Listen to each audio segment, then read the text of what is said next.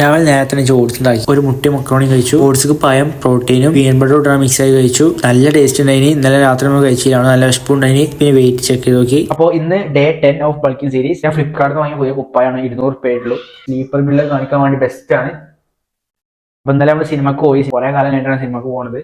സിനിമക്ക് പോയി കഴിഞ്ഞാൽ അപ്പം എനിക്ക് തലവേദന വരും. തല മൈഗ്രൈനാണ്. ഫുഡ് പോലും കഴിക്കാൻ ഞാൻ കടന്നുറങ്ങി.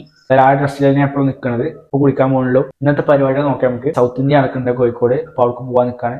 കുറെ ആൾക്കാർ മീറ്റ് ചെയ്യാണ്ട്. പോകുന്നതിന് മുമ്പ് മീറ്റ് ചെയ്താൽ പോകാൻ എനിക്ക് നല്ല ആഗ്രഹമുണ്ട്. പെട്ടെന്ന് എന്തെങ്കിലും കഴിച്ചിട്ട് കുളിച്ചിട്ട് നമ്മൾ പോകാൻ പോവാണ്. ഇന്നത്തെ ഫിസിക് അപ്ഡേറ്റ് നോക്കാം നമുക്ക്. അപ്പോൾ ഇതാണ് നമ്മൾ ഇപ്പോഴത്തെ ഫിസിക്ക്. ആപ്സ് ഇപ്പോഴും ടൈറ്റ് ആണ്. കാരണം നമ്മൾ 2 ദിവസത്തെ ഫുഡ് അത്രക്ക് കാലറി സർപ്ലസ് ഒന്നുമല്ല.